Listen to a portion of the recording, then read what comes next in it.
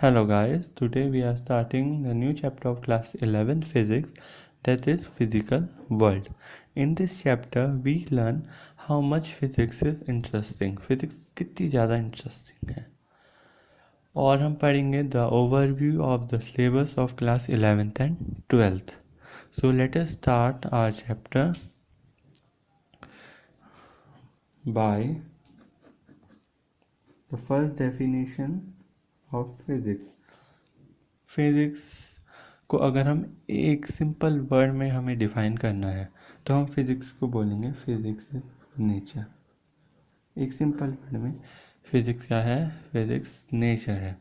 अगर हमें उसकी डेफिनेशन करनी है, डेफिनेशन उसकी होगी physics is all about nature that deals with laws and principles।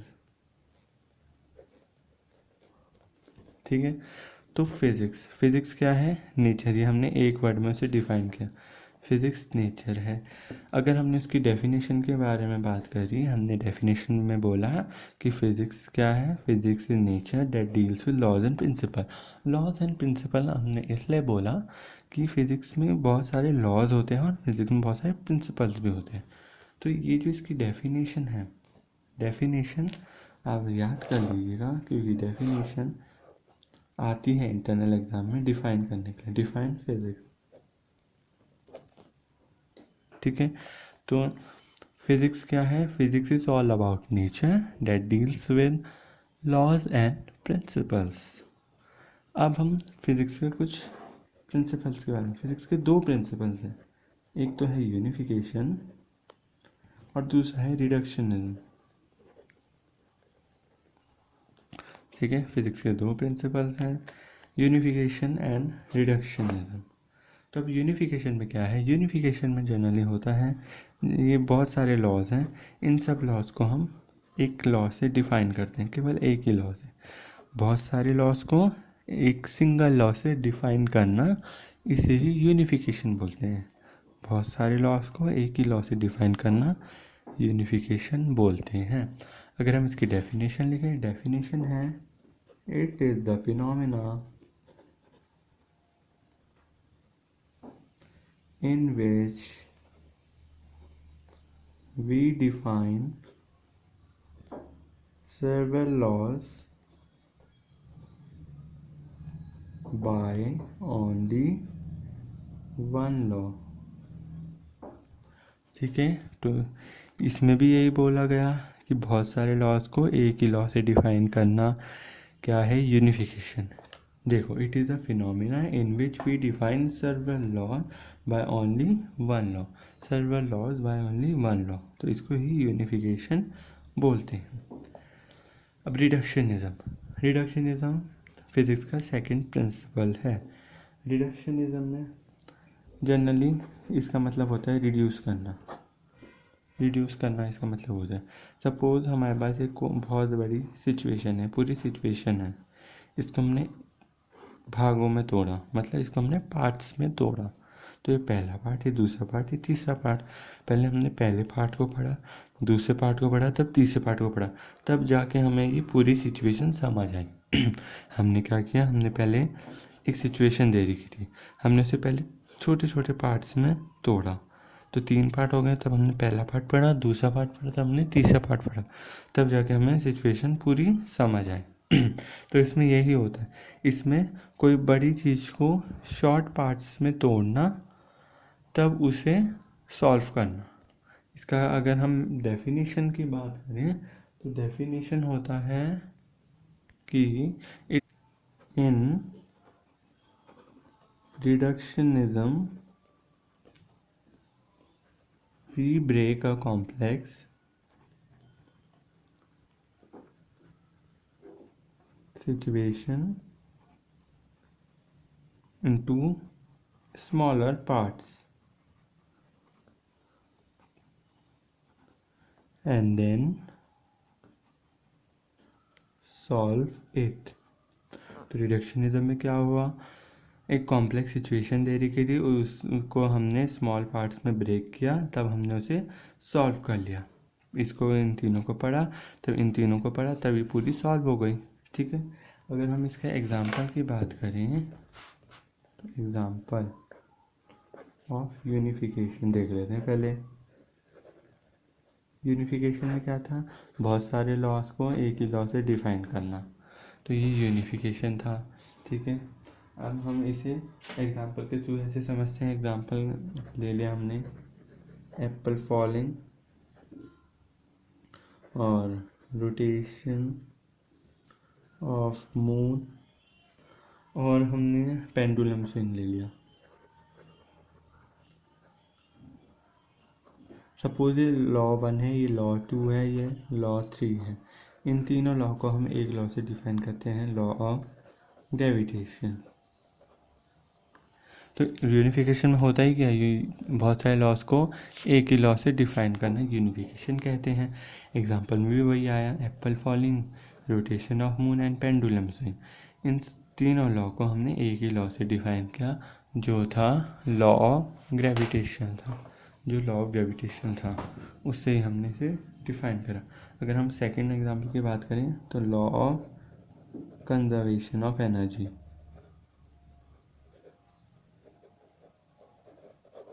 इसमें क्या आएगा, इसमें आएगा कि हीट ट्रांसफ़र हो रही है एक बॉडी से दूसरी बॉडी में। ठीक है, body 1 and body 2 heat transfer हो रही है, तो ट्रांसफ़र ऑफ हीट आ जाएगा, heat from body 1 to body 2। ठीक है, और क्या आएगा, और इसमें लेंस लॉ भी आएगा, और इसमें आएगा बर्नौलीज लॉ। ये बर्नौली, ये सब लॉज हम बाद में पढ़ेंगे। बर्नौली लॉ, किरचॉफ लॉ हो गया, और बहुत सारे भी लॉज होते हैं। एक लॉ ऑफ मैग्नेटिज्म भी होता है, लॉ ऑफ मैग्नेटिज्म भी होता है, वो भी इसमें ही आता है। तो 4-5 लॉज हैं आए इसमें। इसको हमने एक ही लॉ से डिफाइन किया, law of conservation of energy. तो यही होता है यूनिफिकेशन में, बहुत सारे लॉज को एक ही लॉ से डिफाइन करना, बहुत सारे को एक ही लॉ से डिफाइन करना यूनिफिकेशन। हमने यूनिफिकेशन के एग्जांपल्स पढ़ लिए, अब हम पढ़ेंगे रिडक्शनिज्म के एग्जांपल्स। Example of reductionism. अब रिडक्शनिज्म क्या था, रिडक्शनिज्म था कि कॉम्प्लेक्स सिचुएशन है, उसको हम पहले ब्रेक करेंगे छोटे पार्ट्स में, तब हम उसे सॉल्व करेंगे। तो हम इसका एग्जांपल लेते हैं, स्टडी ऑफ अ जनरेटर। हमें जनरेटर की स्टडी करनी है, तो हम सबसे पहले मैग्नेट्स के फंक्शन पढ़ेंगे, तब हम स्प्लिट रिंग के फंक्शन पढ़ेंगे, तब हम आर्मेचर कॉइल के फंक्शन पढ़ेंगे। ठीक है, तो और हम ब्रशेस भी होते हैं इसमें, ब्रशेस का भी फंक्शन। तो पहले हम ये पढ़ेंगे, ये पढ़ेंगे, ये पढ़ेंगे, ये पढ़ेंगे, तब जाके हमें जनरेटर की स्टडी समझ आएगी। तो हमें जनरेटर पढ़ना था, इसलिए हमने उसको पार्ट्स में पढ़ा। पहले हमने ये पढ़ा, ये पढ़ा, ये पढ़ा, ये पढ़ा, हमने पहले उसके 4 पार्ट पढ़े, तब जाके हमें जनरेटर समझ आए। तो रिडक्शनिज्म में यही होता है कि बहुत सारे पार्ट्स में हम एक कॉम्प्लेक्स सिचुएशन को ब्रेक करते हैं, तब हम उसे सॉल्व कर देते हैं। ठीक है, तो अभी तक हमने पढ़ा कि फिज़िक्स क्या है, फिज़िक्स की डेफिनेशन, फिज़िक्स नेचर है, लॉज एंड प्रिंसिपल, और हमने यूनिफिकेशन और रिडक्शनिज्म के बारे में पढ़ा, जो प्रिंसिपल हैं किसके, फिज़िक्स के 2 प्रिंसिपल्स हैं ये। यूनिफिकेशन में बहुत सारे लॉज को एक ही लॉ से डिफाइन करना, रिडक्शनिज्म में रिड्यूस करना। रिड्यूस कैसे, कॉम्प्लेक्स सिचुएशन को हमने स्मॉल पार्ट्स में ब्रेक करना है, तब हमने उसे सॉल्व कर देना है। तब हमने एग्जांपल पढ़ा यूनिफिकेशन का, एप्पल फॉलिंग, रोटेशन, इन सबको एक ही लॉ से डिफाइन करना। तब हमने दूसरा भी एग्जांपल देखा। तब हमने तीसरा क्या देखा, तीसरा नहीं, हमने रिडक्शनिज्म का एग्जांपल देखा। रिडक्शनिज्म का एग्जांपल हमने जनरेटर का लिया, तब हमने इसको ब्रेक करा, मतलब ये पार्ट पढ़ा, ये पार्ट पढ़ा, ये पार्ट पढ़ा, ये पार्ट पढ़ा, तब हमने जनरेटर पूरा समझ आ गया। अब हम सेकंड टॉपिक में बढ़ते हैं, स्कोप एंड एक्साइटेंट में केवल सिलेबस के ओवरव्यू है, ओवरव्यू ऑफ सिलेबस है। ठीक है, तो अगर हम स्कोप की बात करें, स्कोप में दो ब्रांच आती हैं, मैक्रोस्कोपिक मतलब ये बड़ी है मैक्रो, और ये है microscopic, macro and microscopic. Macro बड़ी, माइक्रो थोड़ी छोटी। अब इसको हम क्लासिकल फिजिक्स भी बोलते हैं, ठीक है, क्लासिकल फिजिक्स, और इसे क्वांटम फिजिक्स बोलते हैं। ठीक है, अब ये जो है इसमें हम बहुत सारी चीज़ें पढ़ते हैं, जैसे हम पहले लिख देते हैं मैक्रोस्कोपिक। मैक्रोस्कोप में हम क्या क्या पढ़ते हैं, मैक्रोस्कोप में हम मैकेनिक्स के बारे में पढ़ते हैं, ठीक है, मैकेनिक्स, मैकेनिक्स के बारे में पढ़ते हैं। फिर हम इसमें थर्मोडायनेमिक्स के बारे में, इलेक्ट्रोमैग्नेटिज्म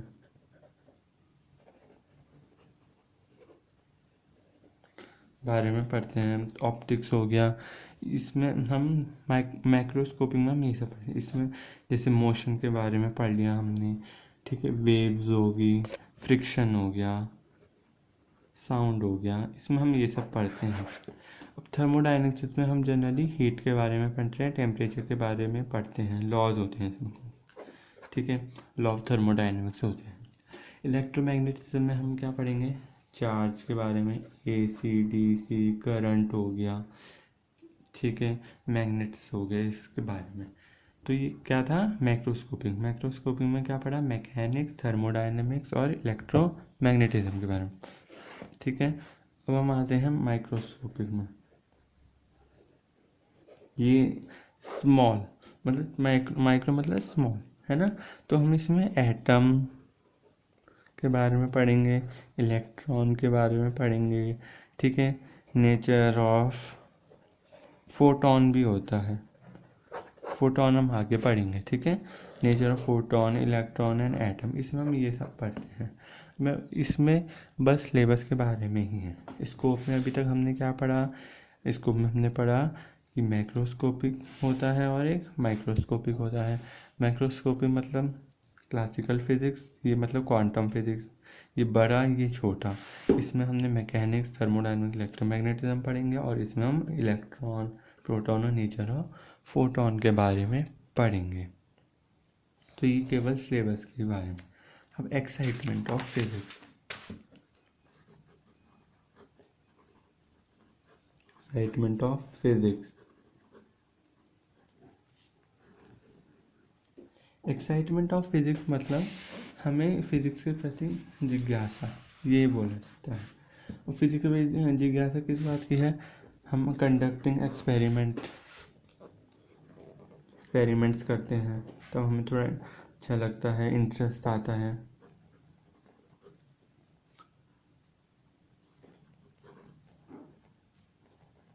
एक्साइटमेंट होती है अलग ही, है ना। और हम डेली लाइफ फिनोमेना के बारे में पढ़ते हैं, जैसे रेनबो फॉर्मेशन हो गया, it is a daily life phenomena, कब जब बारिश होती है तब होता है वो। और हम इसमें फ्यूचर प्रिडिक्ट भी कर सकते हैं, मतलब ऐसी अनुमान लगा दिया,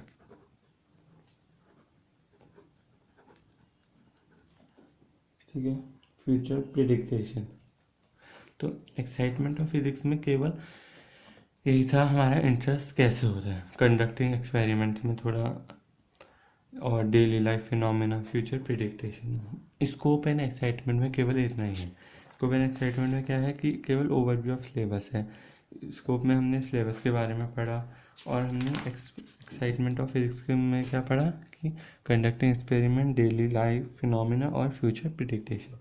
अब जो हमारा नेक्स्ट टॉपिक है वो है इम्पॉर्टेंट, इसमें हम पढ़ेंगे technology related to physics and physics related to technology, how much they are related to each other। तो ये हमारा नेक्स्ट टॉपिक है, ठीक है। नेक्स्ट टॉपिक है हमारा how technology related to physics and how physics related to technology. तो एक चीज़ इसमें इम्पॉर्टेंट है, वो है कि new physics give rise to new technology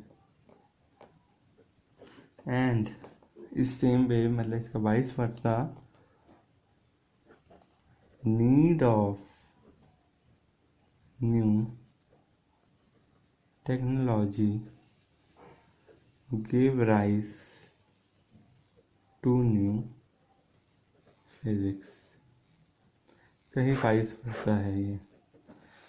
इस टॉपिक में केवल हम यही पढ़ेंगे कि how technology related to physics and physics related to technology. तो हमने ये 2 लाइन पढ़ी, new technology new physics give rise to new technology and in same way need of new technology give rise to new physics. इसका हम example के through समझते हैं। Example हम लेते हैं कि इलेक्ट्रोमैग्नेटिक इंडक्शन का लेते हैं हम सब।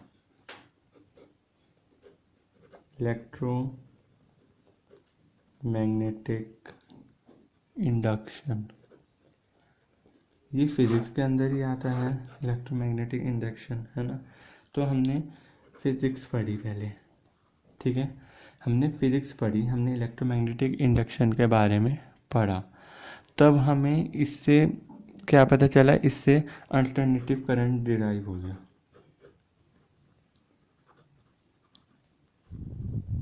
करंट के बारे में पता चला।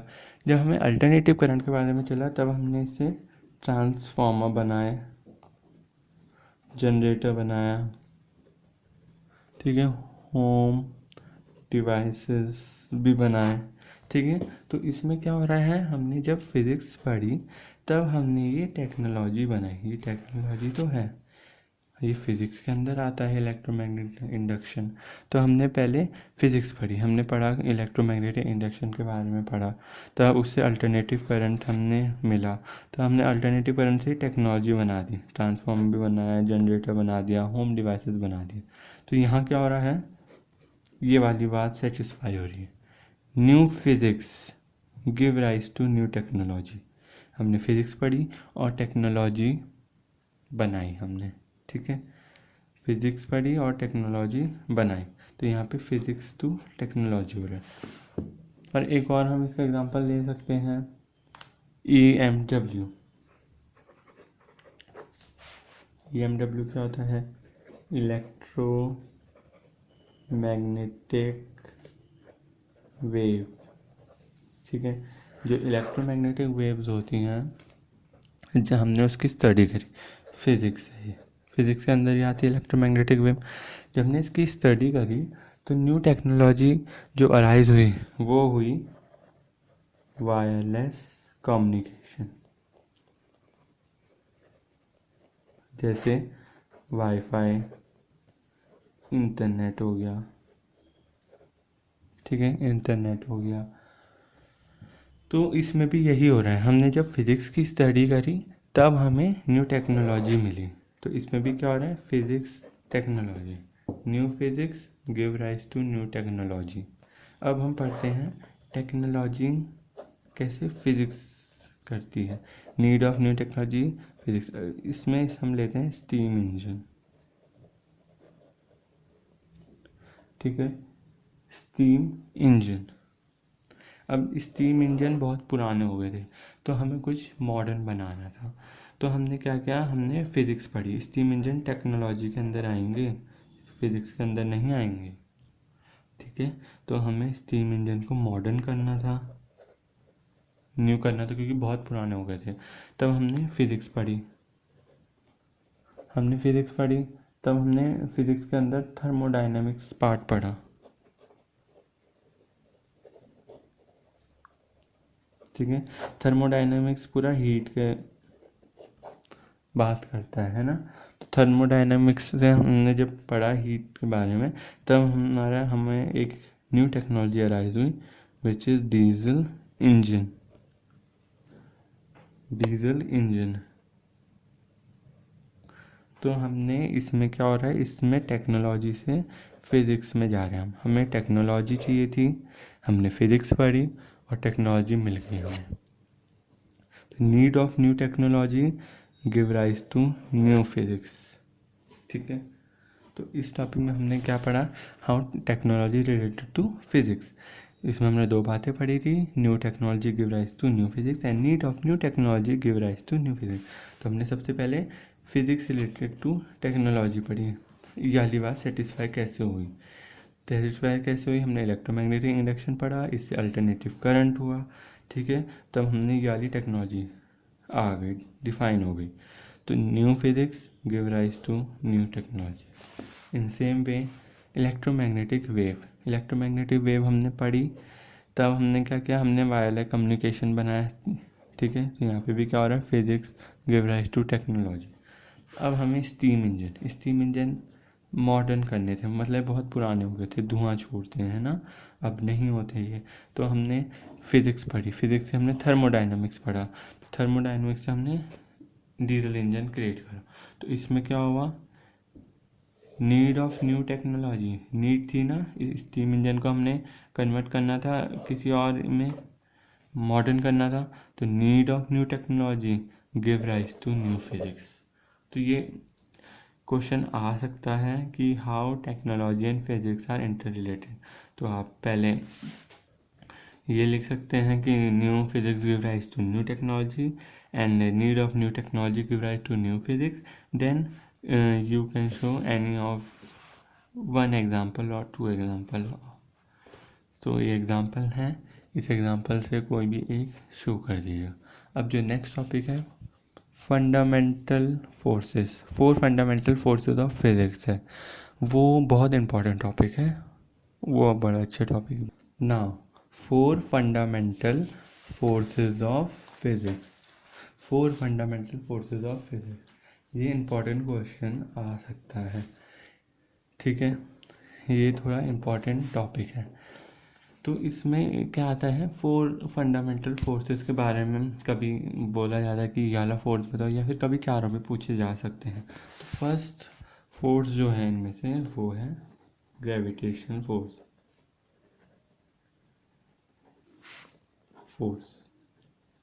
अब ग्रेविटेशनल फोर्स में आपने 9th में भी पढ़ा है, ग्रेविटेशनल फोर्स का फॉर्मूला क्या होता है, ग्रेविटेशनल फोर्स में होता है G m1m2 F m1m2 और रेडियस का स्क्वायर।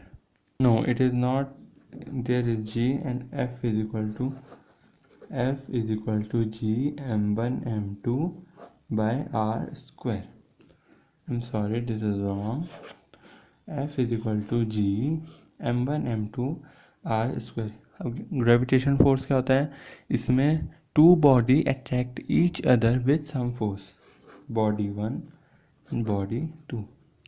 तो ये जो दोनों बॉडी हैं ये दूरों को एक दूसरे को अट्रैक्ट करती हैं विथ सम फोर्स, इसको ही हम बोलते हैं ग्रेविटेशन फोर्स। ग्रेविटेशनल फोर्स क्या होता है, in this 2 body attract each other with some force is known as gravitational force. का formula F is equal to G m1m2 divided by R square. ठीक है, तो अब हम इसके कुछ प्रिंसिपल्स पढ़ेंगे, इसके बारे में कुछ पॉइंट्स पढ़ेंगे। ये जो होता है ये लॉन्ग रेंज फोर्स होता है, लॉन्ग रेंज फोर्स होता है। लॉन्ग रेंज इसलिए बोला जाता है क्योंकि ये सपोज 2 बॉडीज़ हैं, 2 बॉडीज़ के बीच में कितना भी डिस्टेंस हो सकता है। जैसे कि अगर हम एग्जांपल लें अर्थ का और सन का, ये एक दूसरे को अट्रैक्ट कर रहे हैं कुछ फोर्स से, तो इनके बीच में तो बहुत बड़ा डिफरेंस है ना। तो बहुत बड़ा डिफरेंस है, तो इसे इसलिए लॉन्ग रेंज फोर्स भी बोला जाता है। और इसी कारण से हम इसे लॉन्ग लिमिट ऑफ डिस्टेंस, या फिर इसको हम ये भी बोलते हैं low limit of distance is defined. मतलब कोई लिमिट नहीं होती इसकी डिस्टेंस की, क्योंकि हमें जैसे पता ही है अर्थ और सन के बीच में बहुत बड़ा डिफरेंस है डिस्टेंस में, उनके बीच में। तो इसमें यही होता है, इसमें लिमिट ऑफ डिस्टेंस भी डिफाइन नहीं होती। लॉन्ग रेंज फोर्स है ये। और क्या है ये, इसमें नो मीडियम रिक्वायर्ड। जैसे ये जो है अर्थ एंड सन, इसके ये 2 बॉडीज़ हैं। यहाँ पे यूनिवर्स में तो कोई मीडियम होता ही नहीं है, ये यूनिवर्स में है ना, यूनिवर्स में तो कोई मीडियम नहीं होता, फिर भी फोर्स एक्ट कर रहा है, तो इसलिए हमने बोला है no medium is required. 4th point बोल देते हैं हम, it act between 2 masses in universe. ठीक है, तो अभी हमने ग्रेविटेशन फोर्स के बारे में पढ़ा। ये 4 फंडामेंटल फोर्सेस में से एक पहला फोर्स है। इसमें हमने पहले इसका फॉर्मूला पढ़ा, force is equal to G m1m2/r²। तो ग्रेविटेशनल फोर्स क्या होता है, it is a force which act between 2 bodies. ठीक है, 2 बॉडीज़ के बीच में फोर्स होता है। इसमें क्या होता है कि जो 2 बॉडीज़ होती हैं वो एक दूसरे को अट्रैक्ट करती हैं विद सम फोर्स। ठीक है, ये फोर्स लॉन्ग रेंज होता है, no limit of distance, no medium is required, and it act between 2 masses in universe, and it is very weakest force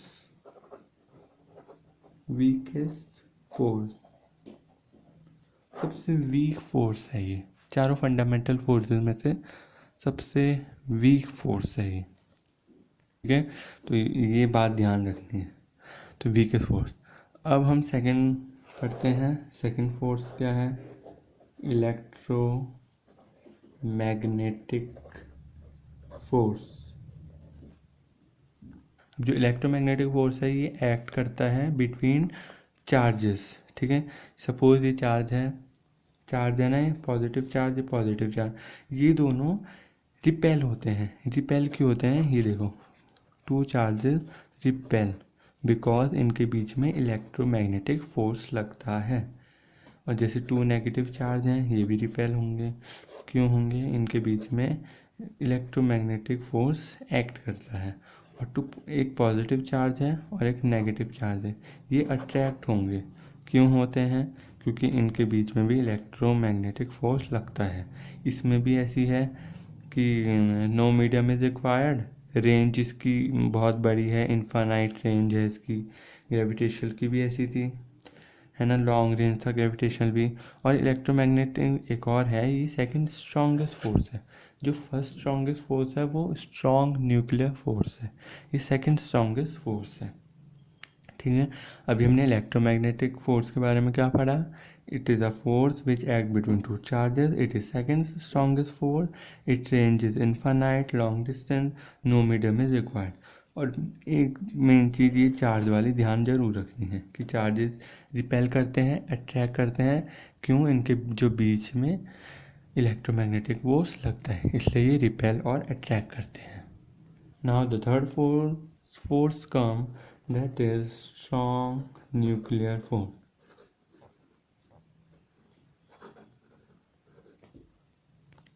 It is strongest force in nature. It is strongest force and but shortest range. इसकी सबसे short range होती है, but ये strong force है। इसकी range लिख देते हैं हम 10⁻⁻15। ठीक है, ये चार्ज इंडिपेंडेंटली।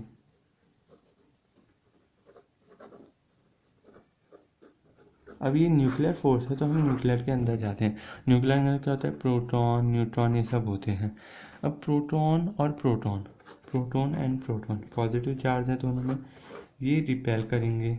क्यों करेंगे, क्योंकि इनके बीच में इलेक्ट्रोमैग्नेटिक फोर्स होती है, तो इसलिए रिपेल करते हैं। पर ये न्यूक्लियर से बाहर नहीं आते हैं। क्यों नहीं आते, क्योंकि न्यूक्लियर इसकी वजह से, स्ट्रॉन्ग न्यूक्लियर फोर्स की वजह से।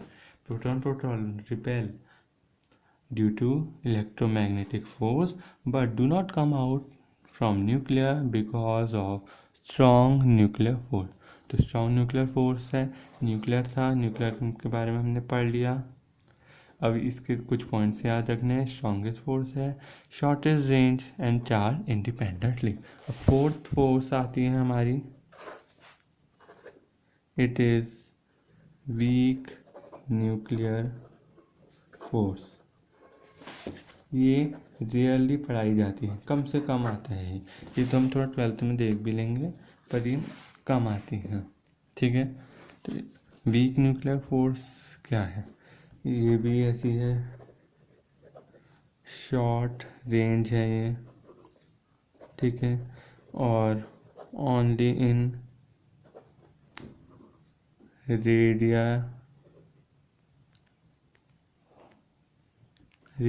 एक्टिव इमिशन में होती है ये,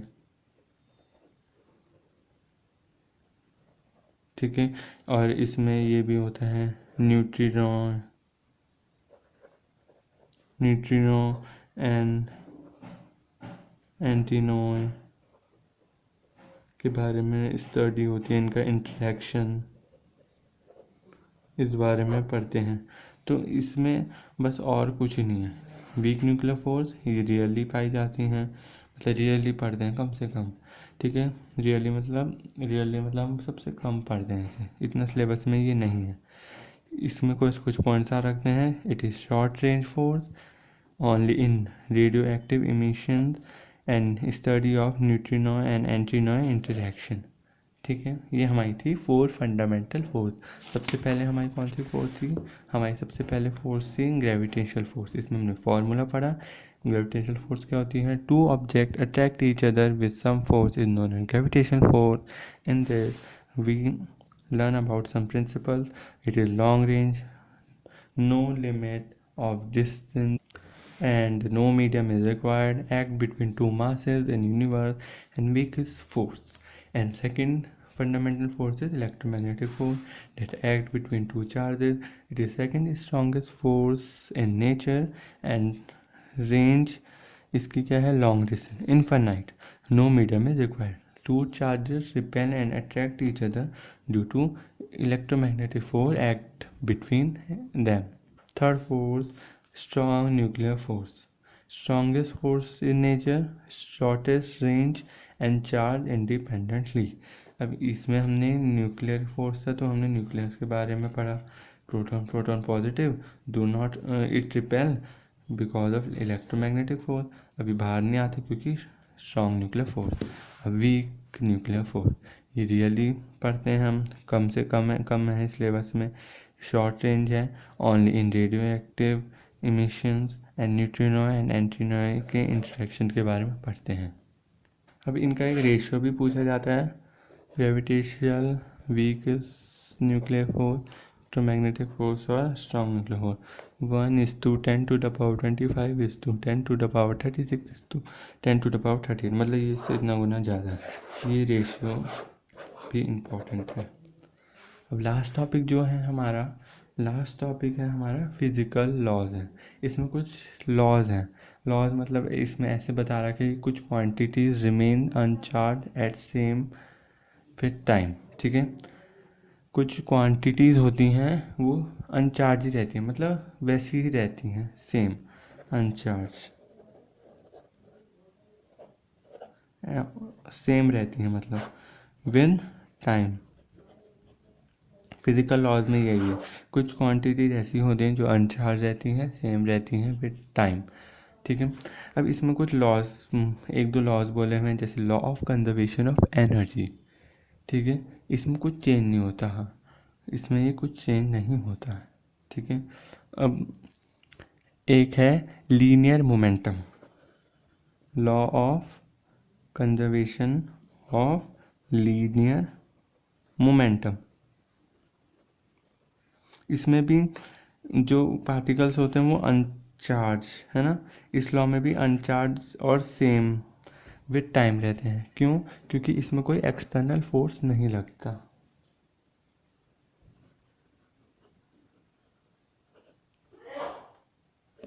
इज नॉट अप्लाइड। ऐसे ही लॉ ऑफ एंगुलर मोमेंटम है, उसमें भी कोई एक्सटर्नल फोर्स नहीं लगता। तो फिजिकल लॉ में यही है, फिजिकल लॉ में कुछ ऐसी क्वांटिटीज़ के बारे में बताया गया है जो remain अनचार्ज and same with time. तो उनमें से एक लॉ ऑफ लीनियर मोमेंटम, ये अनचार्ज रहती हैं, सेम विद टाइम रहती है, क्योंकि इसमें एक्सटर्नल फोर्स नहीं लगता। कंजर्वेशन ऑफ एनर्जी के बारे में था, उसमें भी चेंज नहीं आता। तो बस इस चैप्टर में इतना ही है। मेन इसमें फिज़िक्स के बारे में है, main topics technology related to physics ये है। तीसरा है 4 फंडामेंटल फोर्सेस के बारे में, ये मेन टॉपिक्स है।